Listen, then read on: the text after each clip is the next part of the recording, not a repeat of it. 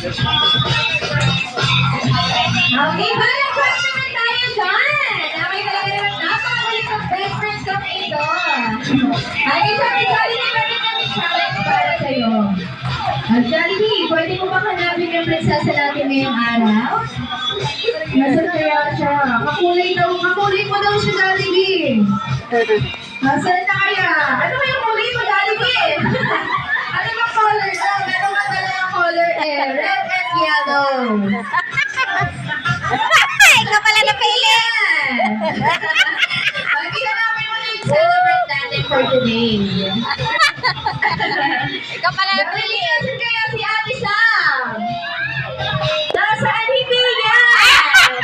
Bisita natin siya ngayon.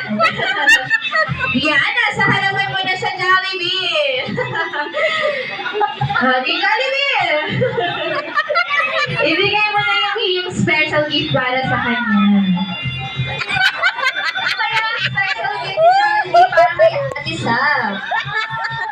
Okay, palakpakan naman natin ang gift ni Jollibee. Okay, tanggapin mo Ate Sam ang Jollibee lang. Para na hanggang sa pagtulog mo, maalala mo pa rin si best friend Jollibee. Jollibee, yun lang ba ang hinahanda mo para sa kanilang lahat? Okay, hindi daw. Ano ba kaya hinihanda ni Jollibee para sa atin ngayon at para kay Ate Sam? Okay, meron pa hinihanda? Birthday wishes para kay Ate Sam si Jollibee. Okay, Jollibee, ilan kaya yun? 1, 2, 3. Meron siyang tatlong special wish. And the first, pwede na muna ang mga Jollibees natin. Mag-sit down muna tayo. Okay, upo muna tayo ng kids. Bibigyan ko kayo ng time mamaya para mag-budget kay Jollibee. Okay. Okay, syempre Jollibee, paupuin ko muna dito sa unan si Ate Sam. Okay, dito sa lecture natin.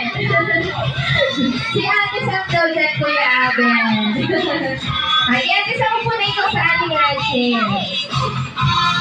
Ayan, ihahanin ka ni Jollibee sa iyong upuan, Kuya